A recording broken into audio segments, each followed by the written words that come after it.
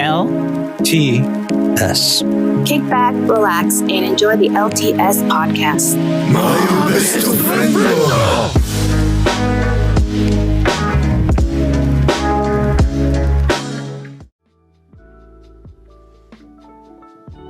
Salutations from the internet. My name is Marcos, and I bring you the LTS podcast. Tonight, we have the big three and a special guest. Coming straight from the East Coast is Brian. Please introduce yourself.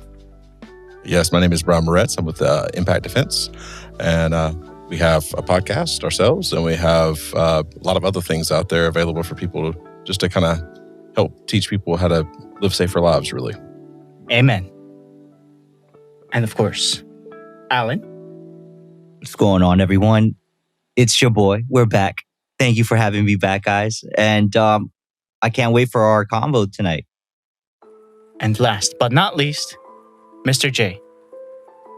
Oh, you caught me taking a sip. Yes, hello, I am back. You were sipping the tea? No, I was sipping water. Oh, stay hydrated, my brother. Stay hydrated.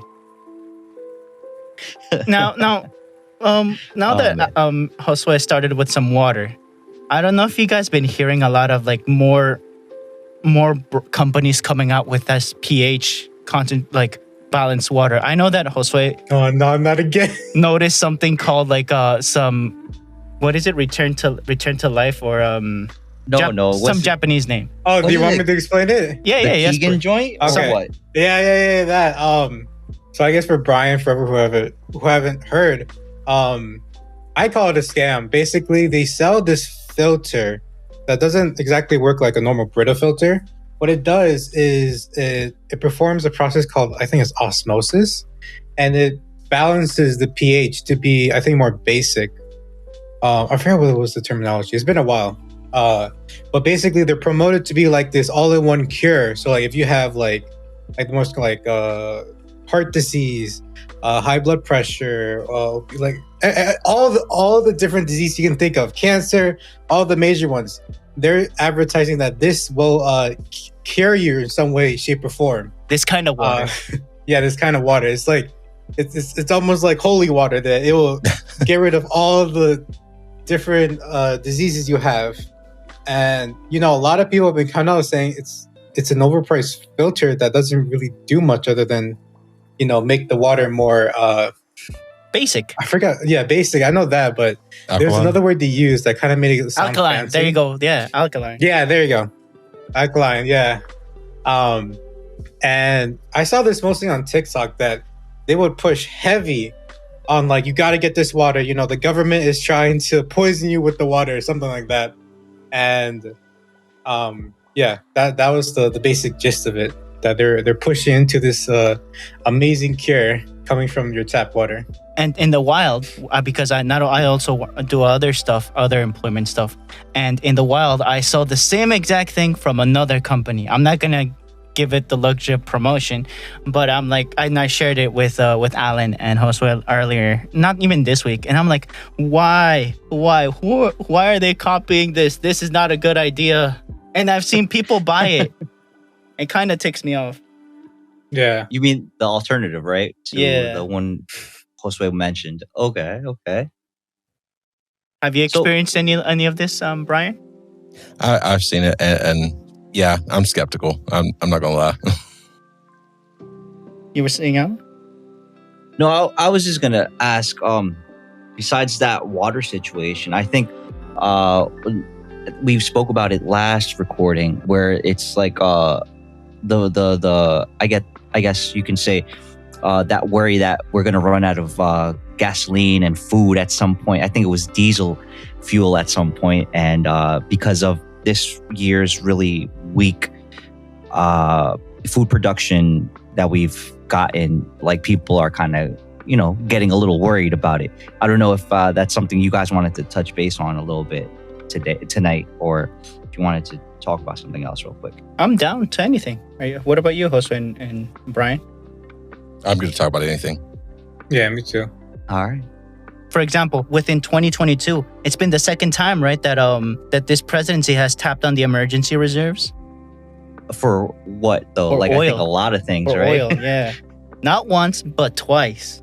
I mean, no shade to the No, I'm not. the I'm current not. presidency, right? I'm not Right. gonna preach to be an expert on anything. I'm just stating an observation.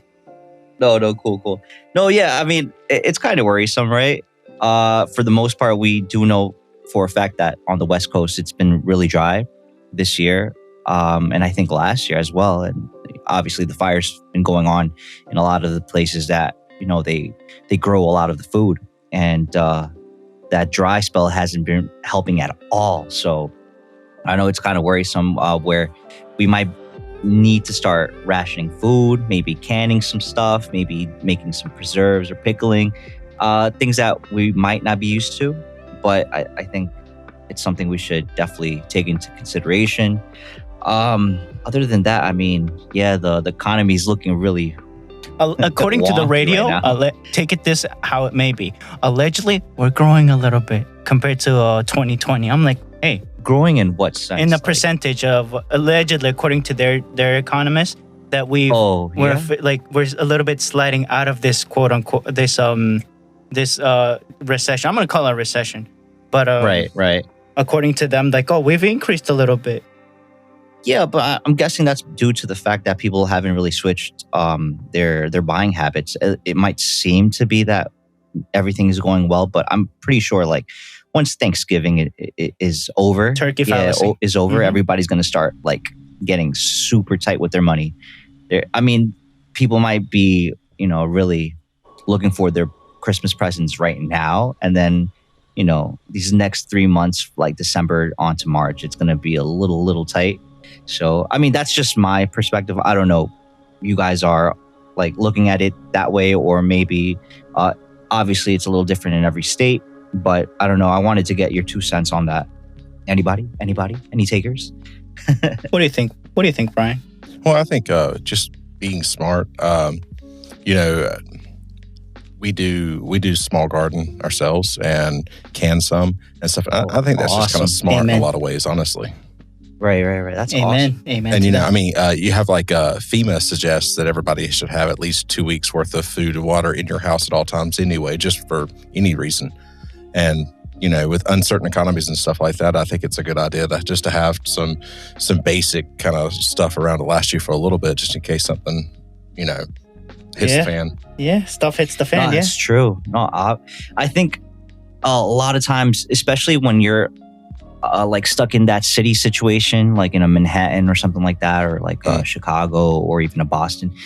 If you're in like those inner cities, it's probably a little more difficult for people to start growing their vegetables, like maybe on the roof of their house, right, or on the balcony or something. But like for people that might be more in the in the cul-de-sac areas, in the suburbs, right, you might be able to get away with growing a fair amount of vegetables and fruits or stuff.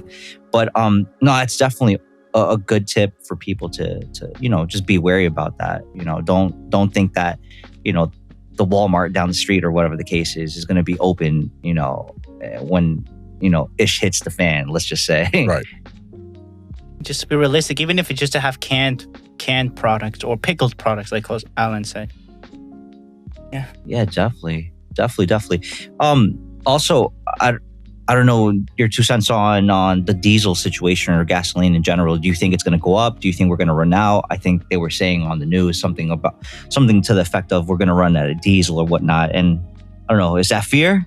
Are they peddling fear now? Oh, fear sells, right? Look at the toilet paper situation of 2020. Yeah, exactly. Fallacy. Just an example, not only diesel, the ramifications that you can use for diesel. An example, I get in my other location, I work with some people that work on delivering goods, fresh produce. And a box of lettuce used to cost $40 in my area, right? That next day he came in, now the box of produce costs $100. The box of lettuce, of heads of lettuce, I'm like, $60 increase, dang.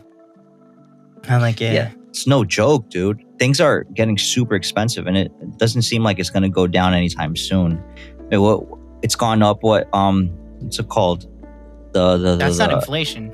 That's like the quick adjustments because of lack of certain, like fuel, an example, just fuel, or even workers. Right, it's like a domino effect, right? So one thing gets expensive, and like as a result, you get everything to cost to like mitigate the price of gas going up or fuel going up, right? Yeah. Yes. But I think what we're gonna probably start doing, or we should be thinking about, maybe start getting some chickens. Get some chickens, start laying some eggs, Amen. start selling some eggs on the block. No, you say this laughing, but it's a good idea, man. It's a good idea. It's not a bad idea. I'm honestly thinking about it, man. I mean, besides like having some vegetables and whatnot, yeah, some chickens might be the move this year. Back in the day, I used to live in one of the apartments with my family. My dad, he used to work in a farm, and he brought one of those like miniature chicken. I don't know the name of it, but they were like a quarter of the size of the regular chicken. And we used to have them in that huge TV box in our apartment. And at like 4 a.m, you'd hear the rooster crow, and like, come on, it's gonna wake up the neighbors. But we did have eggs and all those things like in the apartment. Oh man, that's clutch, dude. Yeah, I think my mom has pictures, like picture books of my middle brother and I holding our chicken. Like, oh, hey, that's your dog. Don't even forget about a dog. Get a chicken. Part of the family, brother. That's part of the family. Hey, no. No, every Saturday we would have some homegrown eggs, man. Don't knock it until you trade it homegrown. Like that chicken curry's calling, brother. No, we didn't eat. We only had 2, but we best used the eggs every single week, or anything egg based. That's what we had. That's dope. So guys, I was just thinking real quick before we start like really delving deep into the show notes. Mm-hmm. I wanted to actually do a little like improvise, almost like interview with Brian real quick. Just get a couple of questions in, and if you can give us some feedback about obviously some of his stuff that he does on his podcast, because hopefully we've done enough homework to ask proper questions, so people can actually listen to him or be enticed to go and follow him on his podcast, which we hope everyone does. So Brian, congratulations first of all on your 100th episode. That's awesome. Thanks, sir. Congratulations. No problem. Yeah, congrats, man. And obviously you run the podcast. Yes, absolutely. And obviously you have your co-host. I believe her name is Jada. Is that correct? Yes, I have Jada and also Kylie. And Kylie. All right. So shout outs to Jada and Kylie. Hopefully they're listening at some point when the recording airs. And I did want to ask you about some of the episodes you have done in the past, just to give us a little bit more of information about what you actually talk about on the podcast. So things like Cooper's color code. If you can give us like a quick little summary about it, because I think it was one of your first episodes that you did where you were speaking about it, or I believe Jada was speaking about it. And I found it really interesting. And I think it's something that would benefit a lot of people to listen to. If you can give us like a quick little snippet summary, that would be awesome. Yeah, you dug way back there. We were actually brought a shovel. Yeah. We were actually just kind of joking around the other day about the fact that some of those podcasts at the very beginning did not sound very good, but no, there was good information there. And the Cooper's Color Code is basically just levels of awareness. And it's basically divided up into 5 different colors. So you have white, which is just complete and total unawareness. You're not paying attention. You're kind of, we like to say, just in la la land. You're kind of sucked into a phone, or you're sucked into just somewhere in your head, but you're not paying attention to things that are going on around you. And then you have then you have yellow, which is just a basic level of awareness where you are, paying attention to things that are going on around you. You see things, you see possible threats or anything along those lines. And then after that, you have orange, and orange is that point where you see a possible threat. And when you see that possible threat, you are then kind of, you're developing a plan. How am I going to deal with this possibility? One of the things we say is if you're walking out toward your car in Walmart or whatever, and there is some sketchy looking dude in a sketchy looking van in between you and your vehicle, well, you notice the threat. So then you start developing a plan, and that plan should be to go maybe the next aisle over and go up and around to get to your vehicle instead of passing right by. but that, you're just developing a plan along those lines. And then red would be if you are actually in the middle of a situation. So it could be verbal, it could be physical, but you're actually in the middle of some type of self-defense type situation. And then finally, there would be black. And black is basically where you don't want to be. And that is just completely froze up. That's when everything shuts down. You're completely overwhelmed. And unfortunately, we have done, well, I guess not unfortunately, but we have done a lot of training on how to teach people to avoid abductions and stuff like that. In the process of kind of the certification and doing that, we had watched video after video after video of kids being abducted. And in most cases, what happened is they went straight into black. They just got overwhelmed and they just completely shut down and they just walked off with their attacker. Like deers in the headlight, right? Yeah. So you don't want to be in white and not pay attention to the things that are going on, and you don't want to end up in black. So you kind of want to live in that yellow range when you're out in public. Right. Can I tell you a story that happened to my mom about that? Oh, yeah. We were outside of the country, right? Our family is from Mexico. Okay. And there is over there a saying that every 10 seconds there's an abduction, right? And there's the ones called in Spanish, translated to English, is the express abductions, where like they don't even know who you are. They catch you slipping. They always like to set these nets in where rich people are, where people would be with their guards dropped.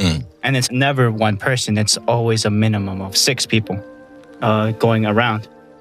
This is in the hometown where we're from. And my mom was going into the bank and with my aunt. And my aunt was, she's been there in the town for longer, but my mom hasn't. She went over there. She went over here to work and do, living over here. And there's a certain mentality because they're an immigrant, right? And they did the big run, if you know what I mean, from south to north. So she still had that mentality back ingrained in her. So she went back over there, grabbed some money from the bank, and she noticed everything was wrong straight from the cashier guy in the bank. Like something's not right with this guy. And she can see, well, I'm visually impaired, by the way. She noticed that the person was looking at her and looking at someone else off her shoulder. And she followed the person's eyes and saw that there was one person on, just leaning on the back, like he's dressed as a civilian. I'm like, what? Something's not, and there's no security guard here in the bank, right? Okay. And they walk away, and she walks out of the bank and notices the person is following them. Not even a block away, like a quarter of the block, like right behind them. She does like, okay, let me go around. I forgot something in the bank. She stayed in the bank for another minute, and the other person came back. Like automatically went to the orange and red zone, like you're saying. Okay, so we are being followed. She went back. There's a little bodega or a little shop in the bank next to it. She went into the shop, still being followed. Okay. She went down the block, and there's a street market next to the next block. And my mom's family has a stall in the street market. So I'm like, I know where to lose this person. I'll go down the block and go around the corner.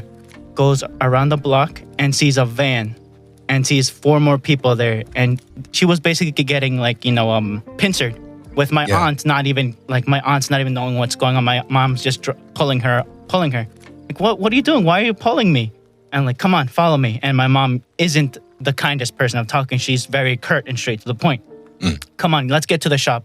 She crossed the street and got into the bus terminal, got on the bus, and the person didn't follow, but the van did. I'm like, okay, we're not getting off. We're leaving town, and we'll get on another town. The people, basically, her observation was the fishing was from inside the bank already, and they noticed who did a big not the opposite withdrawal. of it, withdrawal. And like, that sucks. She said, like, that really sucks if they're already inside. Yeah. She never went to that bank again, obviously. And it was in the middle of town. I would hope not, brother. I would hope not. Wow. Oh, man. So, really quick, Brian. So, listening to your podcast, and going back a little bit to the Cooper's Color Code, I want to say that I was listening to you explain that I think your daughter was telling you that, Dad, you're on white. And you had that like out of body experience where you thought someone could have been behind you, and that just kind of makes you always be on your toes and stuff like that when you're out and about, especially when you have loved ones and friends obviously around you. Like never try to keep your obviously one of your contributors that also has been on your podcast. I think his name is Steven. Always lets you guys know, right? Hey, always have your eyes on the prize as far as like being safe. Never have your phone in your hand walking around. Right. So, unassuming that everybody might be, on the same page, being nice and stuff. Yeah. So those are the tips that I find super fascinating, super helpful, and I learned a lot from the amount of episodes that I did listen to, and I still have to go through your whole catalog. But up till now, it's been really fun listening to like a lot. Obviously, the great banter, but obviously the great information that I've been listening. So I'm glad to hear that. Brian, no, for real, dude, it's a really great actually podcast. And on top of the Cooper's Code, I did wanted to ask you. I don't quite remember what your friend, I believe Steven, was, I think on your 100th episode. I think you did like video shorts of people giving a little bit of insight or help. So I think it was Steven that was saying something about live or live, or it was an acronym that they presented to live by. Like, yes. Yeah, that one was not Steven. It wasn't? Okay. No. That guy he's been on the podcast once, and he's going to come back again. Great. But he is the master instructor of the Alive active shooter survival program. And that, and I, in this very moment, I can't remember exactly what all of it stands for. But yeah, that was really good. No pressure. We actually went through that training after we had him on the podcast. We went through the training, and it was really good. I'd never even heard of it before we had him on there, to be honest with you. Okay, yeah, no, but it sounded awesome because I think he did kind of like specify it should be something not only something to be taken on for your self-defense life, but like just life in general. And I found it to be very insightful because it might seem to be common sense to a lot of people, but sometimes common sense isn't so common, right? Believe me, I understand that completely. Right. And I found it really insightful when he went through it. And obviously I thought, wow, if this is the level of information that people are just, gifting people, dropping gems, man. Brian, kudos to you and your community. It's really awesome. So go ahead. I've got that Alive. So A is assess, and it's just assessing the situation and paying attention to what's going on around you. Right. L is for leave, and if you can get out of the situation, you should leave. Right. I is for impede, so where you can, if you can't leave, then maybe you can kind of barricade or something yourself from getting the bad things to come to you. V, it would be for violence, and that is, if we have to be violent. In that situation, you have to fight. And then the E is for like expose. At the end of it all, how do you properly get yourself out of the situation, or deal with the cops and stuff like that afterwards. So right. Would it be like the report, proper authorities, if you will? Right. Report. Yeah. Right. Liver. And that would lead me to my next question, and I think you addressed it in one of your later podcasts, like around the middle. I think it was your response to what was it? I think it was a movie from Run, Fight, Hide or something, or Hide, Run, Fight. Run, Hide, Fight. Yes. And I did want to get your 2 cents on that, because I think coming from you, it just paints a broader picture about, a movie depicts it in such a way, in one way, obviously, they have a direction. And I think their intentions, their heart is in the right place, but sometimes a lot of these things might not pan out the way it would in an actual movie. So I was curious to know what level of insight you can share, impart to us and the listeners more than anything. So, that was specifically talking about active shooters and stuff like that. So yeah, I mean that's what the I'm trying to remember the name of it exactly. The federal government, whatever their division is, that says, I guess it's FBI or something, that says, in an active shooter situation, you should run, hide, or fight. Leave if you can, hide if you can, fight. The problem with most of that is they don't tell you how to run, how to hide, or how to fight. And right. That's why a good, like the Alive active shooter program, the Cobra Defense active shooter program, and kind of what we do is we have taken courses from a lot of different people and organizations, and we've kind of melded together a lot of the best stuff.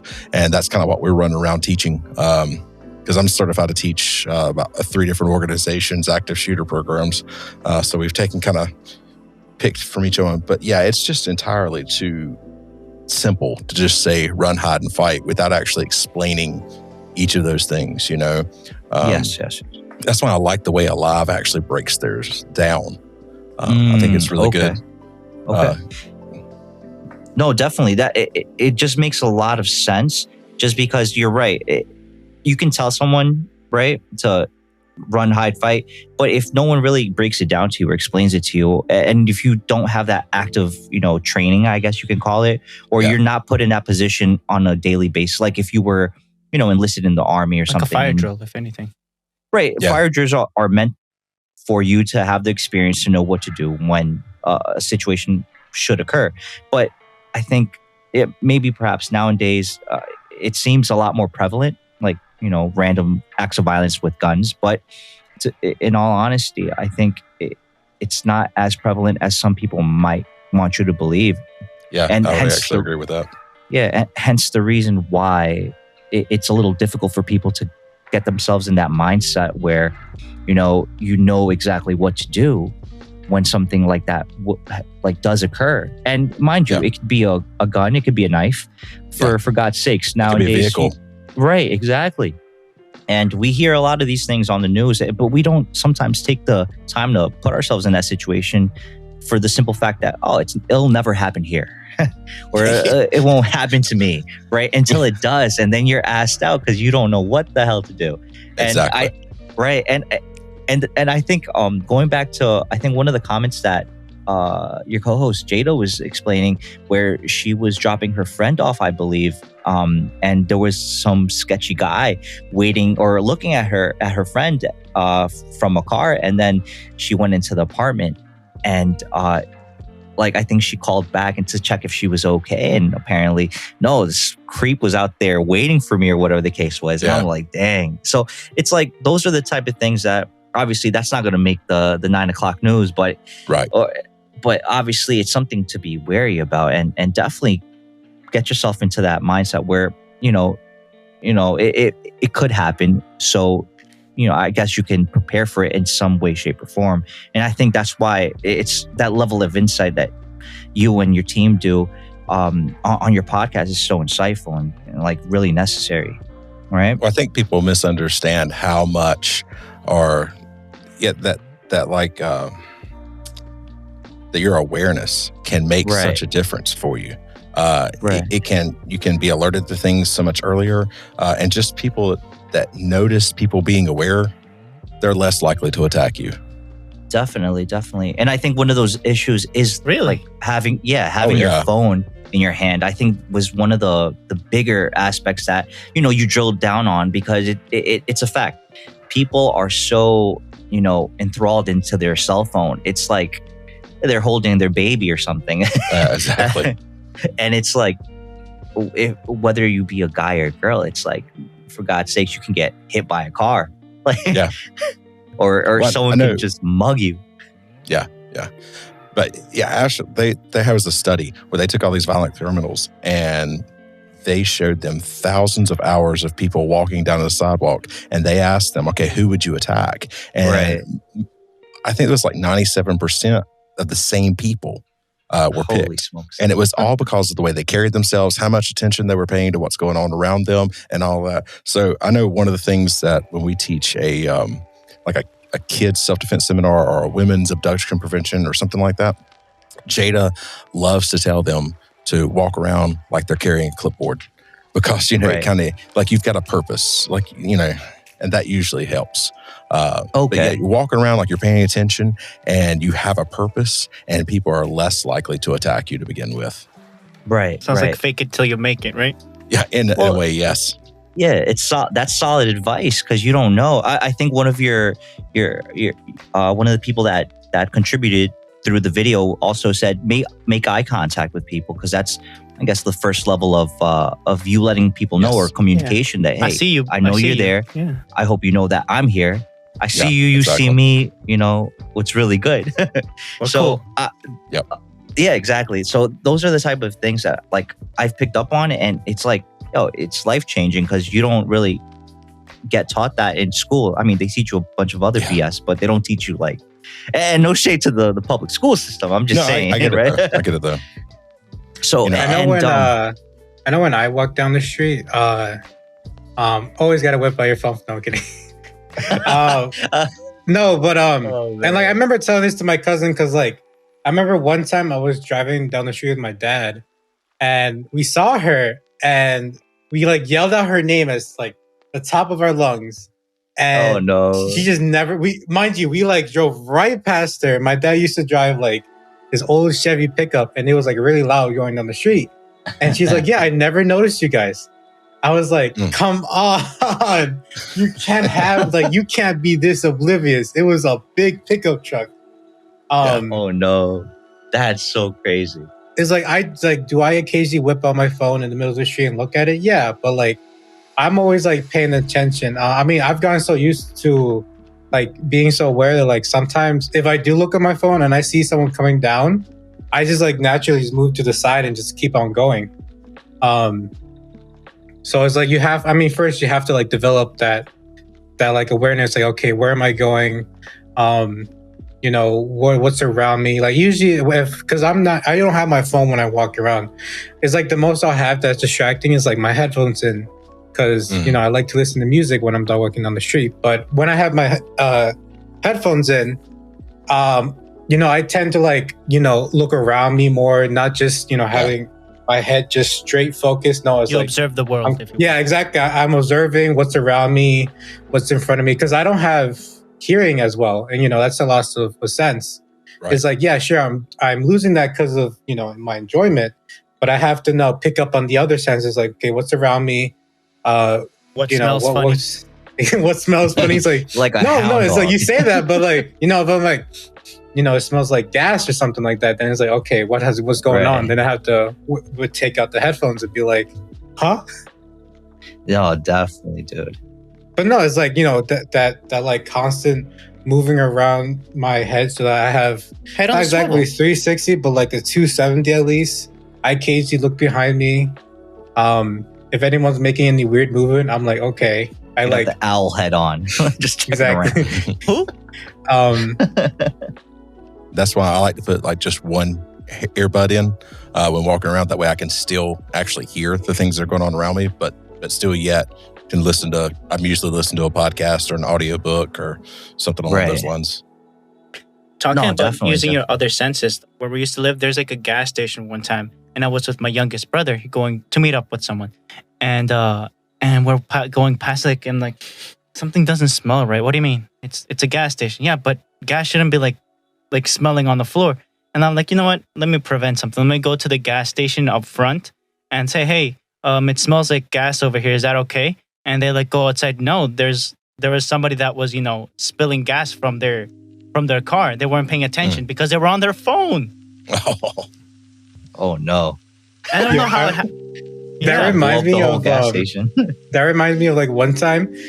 I remember this was in high school, and there was a sub in, and I think it was like we were like doing self study, and out of nowhere I smelled like burnt popcorn, and I'm like telling the sub, I'm like, I think someone's burning popcorn, and he doesn't believe me. He's like, I don't smell anything. Yeah, I mean, I don't know. Maybe it's just you.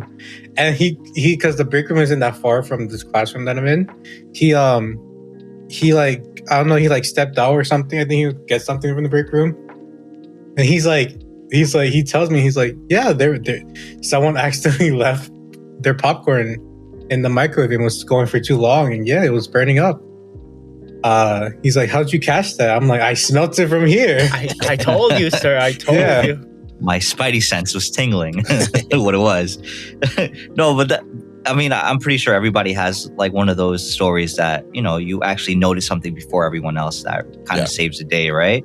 But I did want to also get back to Brian about, so I did want to ask, because I was curious.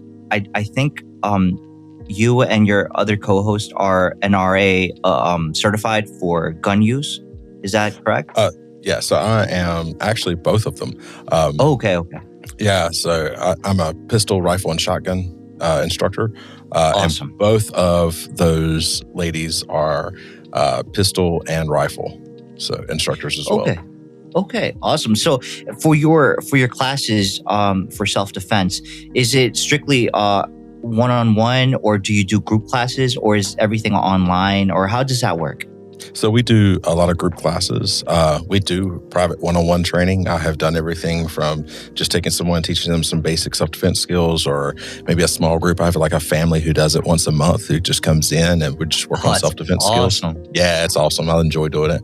And sometimes I work with police officers and stuff, our local police officers that want to come in and do some private lessons on arresting techniques, or maybe needing some help in the shooting area. So we do a little bit of everything when it comes to that kind of stuff. Awesome. And do you do that on premise, or do you have like somewhere that you rent out for those type of things? If we're going to do any kind of firearms thing, there is a local range that we take people to in order to teach that. All right. And I do remember you having online classes as well. And yeah, that's something we're trying to actually build up right now. My daughter, she is super on me about doing some abduction prevention. Savvy. Yeah, but doing it in an online abduction prevention course for kids. She's just awesome. like, Dad, we got to do this. We got to film this. We got to get to it. And I was like, yeah, I know. We got like 50,000 other things in front of that too. But yeah, it is something that it's definitely on the list. And we're trying to really build up that level of online courses available. Because in all honesty, people are becoming more and more comfortable by learning things at home at this point. Yeah. Ever since COVID, everything's been like going online for the most part, right? But I think you can't really replace that one-on-one, being in person situation. And I think that is ultimately the best way to learn. But also, I did also want to ask you, Brian, as far as one of your episodes, you were speaking about, I believe, social media self-defense, which I thought was really interesting. I don't know if you want to like break that down a little bit for our listeners, because I think that's a very useful, information as well. That I'm pretty sure everybody that that does the podcast here should be, being keen on, on them for. Yeah. So yeah, a lot of it is just like being smart about when you post things and being smart about your own privacy settings. If you've got something that you can set private, that's always better. So that way not everybody in the world and their friends can see what you've posted. But another thing would be just like, if you're going on vacation, don't post your stuff until you're back. Right. Too many times people have had their houses broken into and stuff when they were off on vacation because they're posting vacation pictures. And what they're doing is telling everybody around them, say, hey, I'm not home and I won't be for several days. One kind of bad, scary kind of situation. My daughter, she's now 15 years old, and she's actually gotten fairly popular, or at one point in time was pretty popular on TikTok for teaching kids abduction prevention. And there was this one girl who just thought my daughter was the coolest thing in the world, and she messaged her. And in the process of this, Kylie looked over at this girl's TikTok, and on that girl's TikTok, Kylie found out in like 5 minutes, this girl is on vacation. She found out what beach she was at. She found out what hotel she was staying in, when she was coming home, all this stuff, just because of the stuff that she wrote about in her comments and posted on her TikTok. And that's the kind of things we don't want people to do. We don't want them to give too much information out about themselves. That is a big alert right there. Yeah, like you're open book to the world at that point. Yeah. Definitely. Definitely. No, that is scary. And I mean, I think if you're fairly new to I guess you can say social media, you could be one of those people that unintentionally, you might catch yourself doing that and you're like, dang, I probably shouldn't have done that or posted this or, put that picture up because, you're just begging people. Yeah, I'm not here, I'm on the other side of the world. And that's not only... just don't think about it. Yeah, right. And that's not only to young people, that's even to any generation. Absolutely.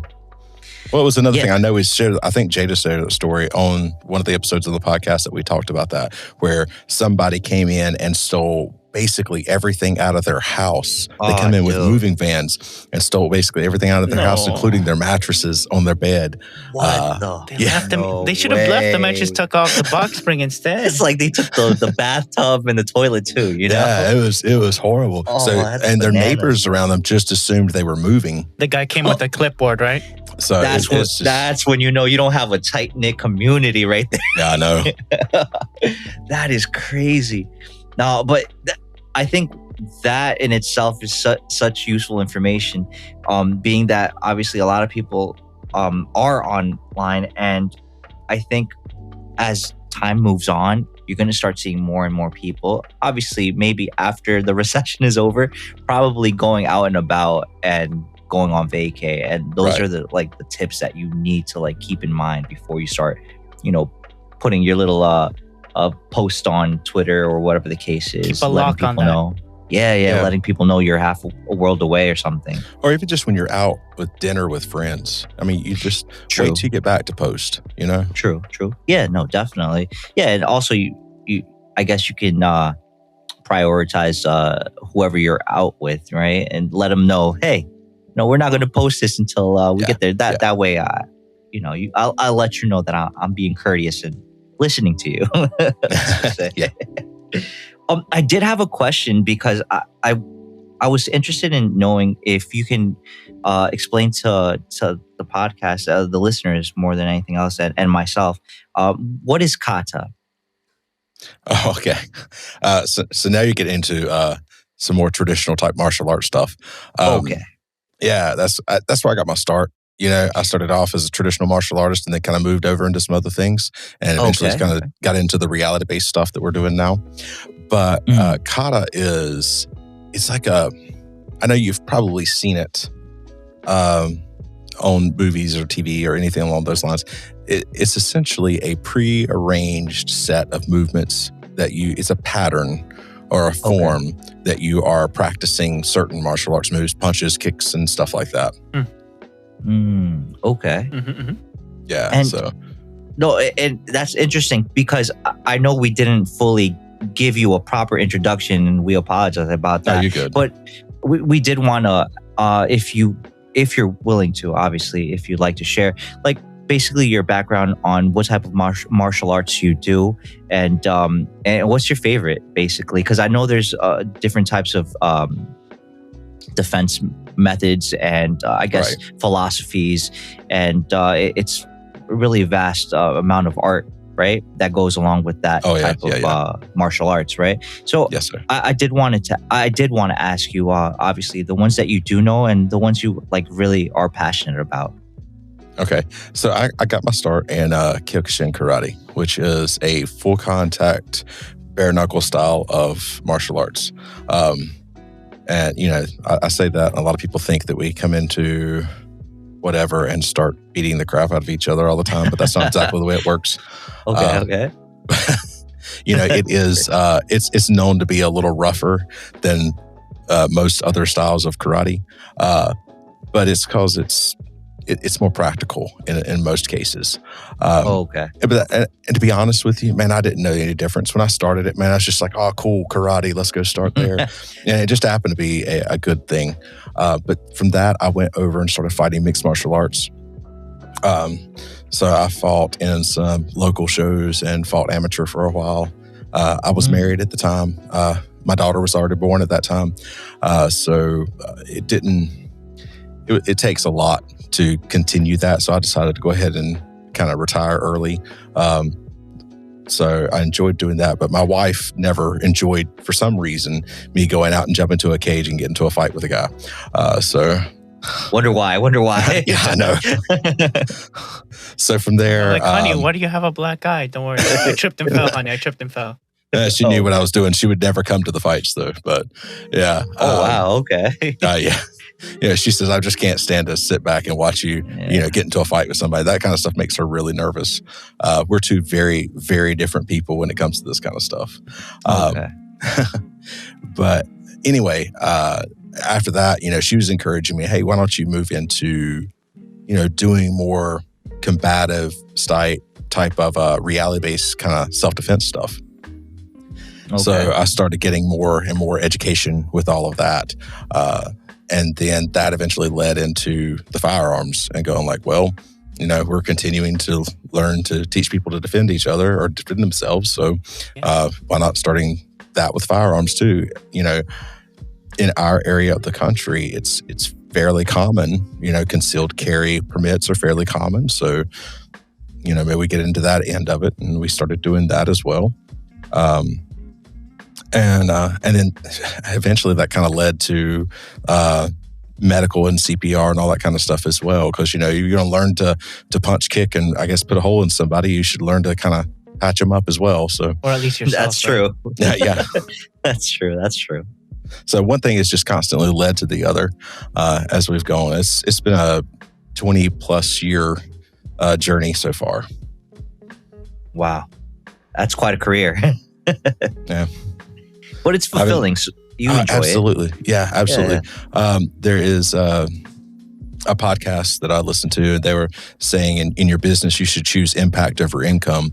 And my wife and I were actually having the conversation heading down to see some family. And I said, for doing this for so long, I definitely felt like we've not made a tremendous amount of money doing this. There's nothing else in this world I'd rather do than what we're doing. That's awesome, man. You've turned it into an art, man. You've turned it into an art. Absolutely. Yeah. You made that passion, it's something viable for you and your family. That's awesome, man. Yeah. Congratulations. But it sounds like it all started, you just wanted to use karate and then ended up Oh, here. absolutely. No, honestly, it all started because as a 3-year-old child, I became obsessed with martial arts. And then as an adult, I decided to start taking it. And it just all kind of went from there. So. Oh, man, that should be an anime right there. Yeah, that's vision right there. That's absolute vision. Yeah, because and you say that karate was basically your first, your introduction, and I guess your first love for the martial arts, right? Yeah. And I think you also are, you have some level of knowledge of doing like Brazilian jiu-jitsu and stuff like that. Yes, sir. Mm-hmm. And is there any other like types of martial arts that you probably wanted to learn but never did, like a Muay Thai or some other type? I've done that too. I've actually certified. Certified Dutch kickboxing instructor, which is a cross between Muay Thai and it's really kind of Kyokushin, which is what I already did, and boxing. It's kind of a blend of those three things. It was a little more European, obviously, by Dutch kickboxing. Right. But I'm a certified Dutch kickboxing instructor. I do have a black belt in jiu-jitsu, not Brazilian jiu-jitsu, but another style of jiu-jitsu. And then I've got a belt in jiu-jitsu as well. So, I mean, I've done a little bit of a lot of things as well as just the karate and the other stuff that I've done. So, all right. No, that's cool. awesome. No, it is, so jack of all trades. Yeah, a little bit. Yeah, you kind of have to be for mixed martial arts anyway. So, right. It's in the name. So, I imagine boxing and stuff like that is something you already do as well. Oh yeah, absolutely. And like, what discipline do you find to be I guess you can say the toughest, and the one that, like, I guess you can say that gives you the most bang for your buck? If you were to, like, say, invest a little bit of time or a lot of bit of time in this case, and your money, what would you say, or what's your 2 cents on that? Unfortunately, I think it's hard to just say this style is really good. It's all going to come down to the instructor. You know, I have these conversations all the time. I think the things that you need to worry about is whatever you're doing, you know, what's your purpose? Are you just wanting to learn some type of martial art because you think it's pretty cool? Like that's how I got started. Right. Then almost anything is okay. But if you're wanting to like make sure that you have a really good understanding of martial arts so you can defend yourself in an actual situation, then that might take a little more work to find an instructor who actually knows what they're talking about for reality-based stuff. And sometimes that can be any style necessarily, as long as they actually have an understanding of what that reality-based. Because I've been in really, really good karate schools that I understand what they're doing. I've been in some really, really crappy ones. That's like, dude, if you tried that, you would get killed on the street. But the same thing goes for so many other styles as well. Man, I've got a good friend. I don't know if you heard the episode with Scott Clausen. He's a really good friend of mine. He's my actual Brazilian Jiu-Jitsu instructor. And you know, we were talking about the fact that, you know, there are some really, really good Brazilian Jiu-Jitsu schools. And then there are some Brazilian Jiu-Jitsu schools that never learned that, hey, people can punch you in the face, you know? Right. So they don't understand how to deal with that too. So it totally depends. Everything would have its holes, but if you find a good instructor who has a good understanding of all of it, they can really kind of help fill those holes in. Can I also elaborate? Like, that's Absolutely. The point. If you're looking for like self-defense, you're better off just having a good cardio regimen. You know, be able to run or endure. Yeah, so Jada and Kylie actually just got certified to teach tactical running, and that is an entire martial art based on how do you run away in a situation. It's wild. Oh, that's crazy. I'm just saying, Yeah. I mean, so there's so much that you can learn out there. They're really excited because that was the first certification they got that I don't have. So. Is there a low-key competition? They wanted to hold one over you. Yeah. Oh, dude. I mean, the next thing you should start holding some martial arts competitions right there. You know, for them. Like, there you go. You go. I'll be the ref. Oh, man. Imagine. Yeah. So Brian, I'm also interested to know is there like a distinct difference or more of a? Obviously, you already said it. It really depends on the trainer, but is there like a overall distinct difference between like a regular jiu-jitsu or over a Brazilian jiu-jitsu or anything of that type of discipline? Yeah, so a Japanese jiu-jitsu is going to be more focused on, they're going to have some strikes in there. They're going to have more takedowns and less groundwork than something like Brazilian jiu-jitsu. Brazilian jiu-jitsu, I still think is probably the best art for like police or something like that. Security maybe that need to get a hold of somebody, take them down and hold them until somebody else gets there or restrain them in some way. Yeah. But like for the average citizen and the average person, then, you know, like you need to have an understanding of several different things. But Brazilian Jiu-Jitsu is going to give you a lot better grasp of just that specialized on the ground kind of stuff. You know, somebody with Brazilian Jiu-Jitsu is going to absolutely destroy a Japanese Jiu-Jitsu black belt when it comes time to just purely free grappling on the ground. What does the Japanese one do? Takedown? They have a lot of the same takedowns that like you would find in judo and stuff like that, but they do have more groundwork than what you would generally find in judo. So, and again, it's going to depend from school to school. I'm sure somebody will probably hear that and get totally offended, but it's going to depend from school to school. We don't profit. We got a little yeah. So we got a little something for everyone. We'll offend people. It's okay. Hey, we're just talking our thoughts here. We're not here to preach it. Oh, it's the end all be all. So, you know, speak your mind. It's okay. Yeah. Or get inside the ring and prove it, right? No. Well, maybe it depends. No, but and that's interesting because I always thought like more perhaps, and I might be wrong on this, more Oriental type of martial arts tend to be a lot more flowery. And I think, and again, this is my conjecture, right? Not because I'm an expert, but I think one of those like long-standing, I guess, battles of, or like not battles per se, but more of like that train of thought that perhaps if you were to put someone that knows Kung Fu against a person that does, you know, any other type of discipline is going to get destroyed nowadays with the type of martial arts that, you know, that's around that or that's prevalent, like a Brazilian Jiu-Jitsu, just because the grappling is a lot tighter, it's a lot better. people are I would generally better, agree. I guess, equipped to take down people, right? So, because Right. I think one of those the issues that a lot of people bring up is that, oh, well, Bruce Lee could have taken down everyone and anyone because Jeet Kune Do or whatever the case is, and he was a great martial artist. Maybe not maybe in the UFC ring, it might have panned out a little differently. But right. I'm curious to know what your thoughts are on that.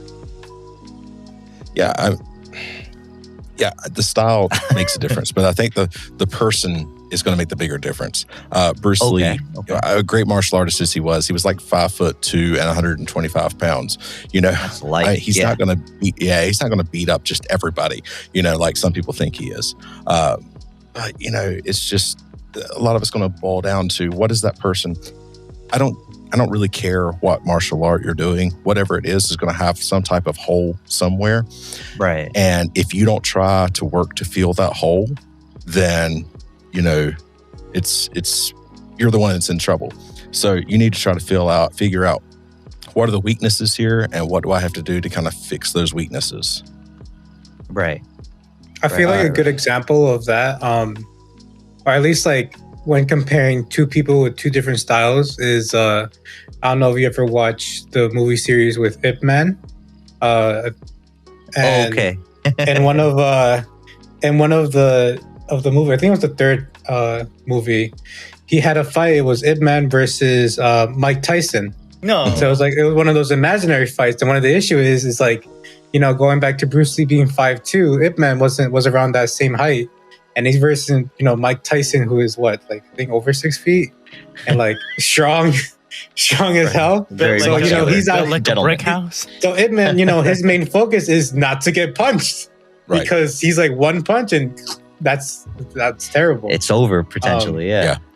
I'm working on finding something that he can hit over and over again so that he can slowly take down this beast of a man. Which I think it resulted in just like him be like, nah, I'm just playing. Well, anytime you're going to come up against somebody, everybody's going to have their strengths and weaknesses as well. I know one of my fights, I fought this guy who's like super strong. And as soon as he got his hands on me one time, we hit the ground and I was shocked at how strong this guy was. I jumped up really fast and I'm like, I don't want to play with this guy anymore. Damn. No. I just started kicking him in the leg. So leg kicks are perfectly legal. And just take your shin, basically taking my shin and slam it into his thigh. And I did that several times until he decided he didn't want to fight anymore. So he ended up waving it off to the ref. So there's sometimes you just have to figure out a way because you're like, okay, that's not going to work. So I got to find something else out to do. So. Oh yeah. An example, like you were saying, finding the holes into the situation. Yeah. And the way that I'm understanding too, when you're doing for self-defense, it all combines all of that. And it's a recipe that you can develop a technique as you and the individual you're in the wild. Like, okay, not everything that we teach is going to be exactly, but you can pull from that and survive. Your goal is to survive and not to win most of the time. Yeah, and even though we teach regular martial arts classes, but when we're doing self-defense, I tell everybody, listen, it's not going to look pretty, and I don't care. It needs to be effective. Right. And can you get yourself out of the situation? And that's kind of the whole point and purpose of it all. Right. Now, Brian, I know this has been like 21 questions with you, and I apologize. You're good. The thing is, I can honestly talk about this forever, so it's all good. Oh, thanks, man. No, I did want to ask you, is there any like martial arts that you tend to see that it's like more of like a dying art because not a lot of people are gravitating towards it? And is there a why behind that?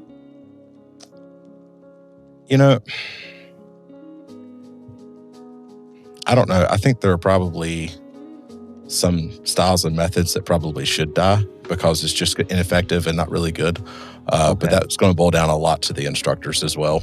But, so many things have a good purpose, even like something like Tai Chi, which is not combatively effective at all. Right. But it's good for personal health, though. It's really, really good for personal health. And, you're just talking about things that I've honestly considered learning to do and teach Tai Chi, because it would be a great thing to work with some older people and people that have some mobility issues. Okay. It's great for people like that. Right now, it's not something I have the time to kind of put into, but that's something, right now that my wife, she loves to find new things for me to do like that. So that's the thing that she's been talking to me You about sound like lately. a solid team. You sound like a Yes. solid team. Yeah, we are. Okay. No, that's fair. That's fair, Brian. And Yeah. also,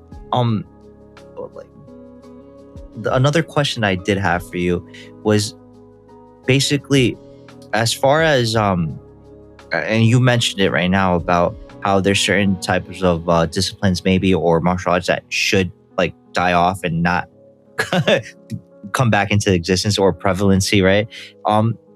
Maybe perhaps for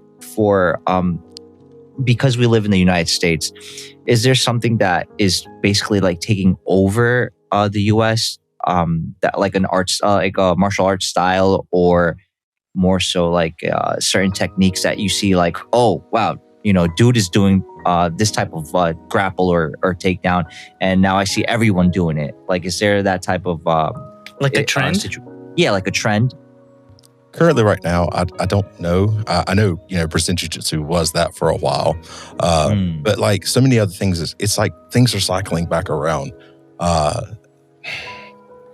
don't know if there's any real big trend right now, because to be honest with you, something like that show Cobra Kai that came out kind of had another boost for, your more traditional type martial arts. So, I mean, it probably just depends on what's going on in popular culture at the moment. Okay. That's awesome. So yeah, Cobra Kai, thanks. Oh, dude. So yeah, I had a few people come in and say, like, he wants to start because he's been watching Cobra Kai. And I was like, well, that's cool. I'm glad. We're nothing really like what you're going to see on there, but that's cool. I like where you started. No, it's dope. Yeah. That's dope. No, and obviously, I think, and I've been trying to do as much homework as I can for this actual podcast, because I can tell. I was like, yeah, I was super curious about. I mean, people always tout how one martial art is obviously better than the other, but to your point, it really comes down to the person who's training you, your trainer, right? And then obviously you, how much you want to dedicate, right? Right. The time and invest, the sweat investment that you want to put into the actual discipline. So I was curious to know about, I know that Israel has their own like fighting technique which is, I think, Krav Maga. Yeah. And I wanted to know, is that effective as self-defense, or is that something that you teach, or is that something that you don't like teaching people, or don't push people towards that way to learn it because it might be, ineffective compared to another type of style of defense? I mean, it's effective, but it's not as, I think, magical as some people seem to think it is. And to be completely honest with you, I was going to this conference with a lot of different guys there and a lot of different styles being taught and everything else. And I saw this couple of guys there that was doing Krav Maga. And I was like, oh, cool. I have heard so much about Krav Maga. It's supposed to be like the best thing out there ever when it comes to self-defense. So I went in there and I was learning. I was like, oh, okay, this is very similar to basically everything else that I have done. I think, and it's nothing against it. It is a good reality-based self-defense system. It really is. But there's nothing like super uber special about that one over, another style or another teacher that might teach you in a very reality-based manner. So yes, it's good. It's effective. It's great. I've worked with a few guys now since doing Krav, and it's good, but it's not like this is the thing you have to do and nothing else compares kind of thing. Okay. No, that's fair. Yeah, because like for a while, I was obviously watching these videos and trying to do as much homework as I can, and I'm like, people really tout this as the end all be all, and I'm thinking to myself, is it though? Is it though? Like, wouldn't other countries adopt this as part of their type of like discipline for their army or whatever the case is? But obviously, it simply isn't the case. Obviously, you're trying to bring a martial arts to a gunfight, maybe not the best idea in certain situations, right? So, but I do respect the honesty, and thank you for that level of insight. And like I maybe have one or two more questions. No, I'm playing. There you go. Whatever. Yeah, like Jesus. Now for me, No, but I for mean, me, it's like yeah. Go ahead, Marcus. for me, it's like, okay, like as far as obviously like self-defense, like physical self-defense is a discipline that you always have to follow. But something like a homeowner or anyone besides investing on their physical aptitude is also, their front door. And that one's always stuck. And I've been talking to that with my parents. You gotta get up to the times. And right now, there's a couple of things, as you can see in the notes, that okay, there's one thing, but then this opens another gate to another dilemma, I want to say, but it's something that everyone can invest on it physically with your cold hard dollars. And for example, like you were saying, like in one of your episodes, you were saying, oh, you can have the best door, but if the door frame is crappy, you're up a creek, right? So Oh yeah. and then all the different methods to barricade your door. And I'm like, okay, there's a certain investment that I would like to invest with my parents in their door. Like let's invest first on the door, on the upgrading the doorknob, because like they recently, it's been a year already, but they've been like saving up to bit by bit create their favorite home, their dream home, and they want to add all the different protections to it. And I'm here and there bringing them stuff from the 21st century, and like, okay, I help them with their Wi-Fi, with the router. Okay, now what else would you like, mom and dad? And like, you got any information with smart locks? And I did some research, and besides installing it, which is like very important, do you have any opinions on like having like any brand preferences, or what's your opinion on smart door locks? And I know it's not necessarily, it's probably just my own. This is your conjecture, your personal experience. I tend to lean toward, I like Schlage. Okay. I just feel like it's a good quality lock in most cases. And to be completely honest with you, I really like the fact that in the box, you get those big, long screws like we tell everybody to use in their strike plates, because that's what makes the biggest difference. And even if people's not replacing their doorknob, if they just take the little bitty screws out of the strike plate that go into the wall or your door frame, and put in 3 to 4 inch long wood screws, or the screws that come with any Schlage lock, it's going to drill all the way into the frame of your house. And that makes your door so much harder to actually kick in. Yeah. Well, that's interesting. I didn't know that. Oh yeah. I tell everybody, if you haven't done that, do that. It will cost you like, 50 cents. Go get 2 screws. 50 cents will protect your house. Go to the local Home Depot and get it. Yeah. Yeah, Sure. It's nothing. I mean, it's absolutely nothing. And it's so much, it makes it so much harder to break into. I've watched one where one guy kicked in a door in one kick, and then they change it out and put those long screws in there, and it took him 7 kicks to get in the door. Yeah. That could be the difference. Exactly. Yeah. And most times when people can't get in immediately, they move on to another house anyway. Right.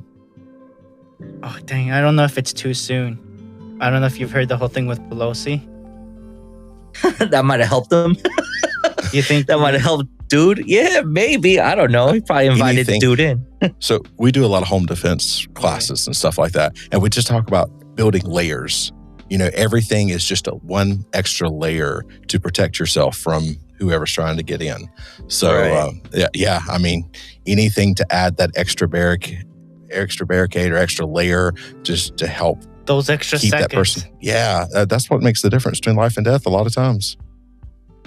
It's just stressful though. Like obviously, like you're investing on your life, but I'll do it next time. My neighborhood is safe. Like, bro, mom, dad, hey, you got an idea? I can bring on solutions. So I know that my mom listens to this podcast, so shout out to you, mom. There you go. No, but also, are you guys like do you like the digital format where you do your like fingerprint, or do you like using the app, or are you guys more of a I feel a lot more secure with the key, Or the key fob. Yeah. yeah, the tactile, just the key turn and open the door. Like what's your opinion on that? I still have the traditional key lock. Right. But now I have definitely considered kind of changing to a smart lock. Okay. I would just want to make sure that whatever I got was like really strong and safe. Definitely. Amen to that. It's like your apps or your phone starts wigging out and you can't get into your home anymore. Yeah, exactly. That's my only fear. It's like, oh no, what to do now? Right. Or like you leave and it automatically opens for whatever reason. That happened with cars, though. Some people would bring in an amplifier, and your key fob would be at your house and your cars in your driveway. They just amplify the signal. They'll like go through the signals, find something that pairs, or take the time to find an amplify it. Oh, this unlocks this door. Let's just go and open. The door's open. Nothing's wrong here. Yeah, I mean that is like a downside to technology. It's not 100%, right? Right. It's too fresh. It's too what I tell these guys about technology is that like if anything, if you're securing something through like, for example, like a digital lock or a smart lock, so you have to keep in mind that more than likely that will probably be easier to get into than, say, for example, like a good solid lock system with good strike plates and good screws. Yes. Right. Yeah. Because like, at least for me, I've been taught is like almost anything in the world can be hacked. It's like anything from a smart printer to like a secure server. It's possible that they can be hacked.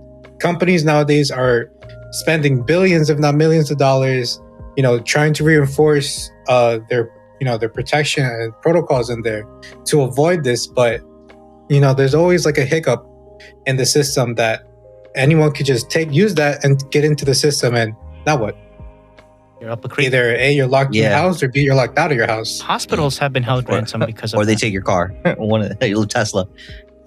Goodbye. Like, for example, if say like is a lock that you like wave an RF card or something, there's actually a device out there. It's called an RF sniffer. I forgot. There's another word name for it. But what you do is you hover over that, and what the device do, it doesn't copy. It figures out what the ID of that RF to unlock it is, RF and sniffer. from there you can, an RF sniffer. That's what it does. It sniffs out the basically, because not the code is like, it's a certain keyword that it sends. That's what it's like. Okay, this is the key. Open the door. So what it does is it figures out. I forgot how exactly, but it figures it out, and you have another version of the key. And he even used it for like cars to unlock cars and everything. That's scary, man. Yeah, with the key fob. So it's like stuff like anything like that. Like RF is not that secure. RF is really easy to access. All you need to do is just have a big sensor that can detect any RF signals, and just through their wide frequencies, you'd be like, oh yeah, I got it. Literally, the door lock emits the signal that it wants. Like, okay, I'll clone it. Well, what it is looking for it. And what the sniffer does, it goes through different combinations. Mm-hmm.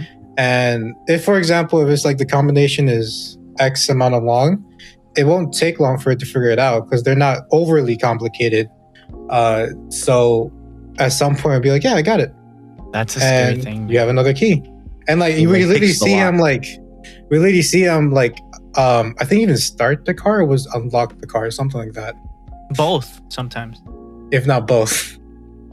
Both. Some cars have that. You have to have the fob in the car. Bananas, man. So it's like, that's like the little...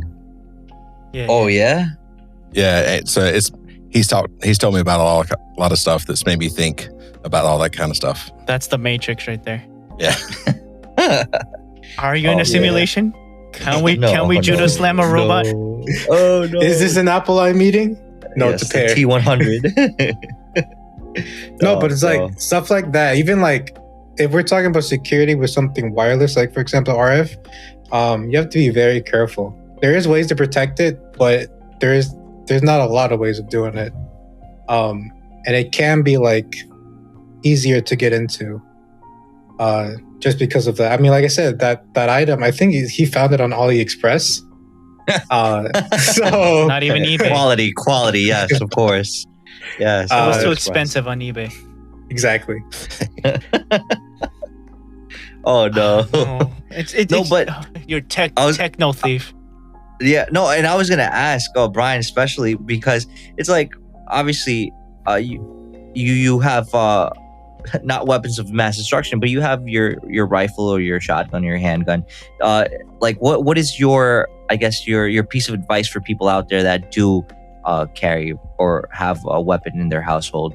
Because I know that I guess people have that tendency to think, oh, I'm gonna keep the I guess the shotgun like by the door, so I know where it is when something goes down, or keep the bat by the door by the bed, right, or something like that. Right. Well, and obviously there's people that say, well, no, you keep it in the safe, or you keep it disassembled, or what's your advice for people out there on those matters? So there are, if you have a home defense gun of some type, you want to keep it in a quick access safe.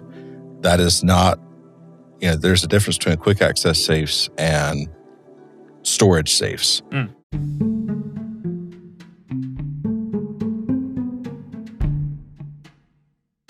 Hey there, Marcos here. This marks the end of part 1 of this recording. Join us next week on the posting of part 2.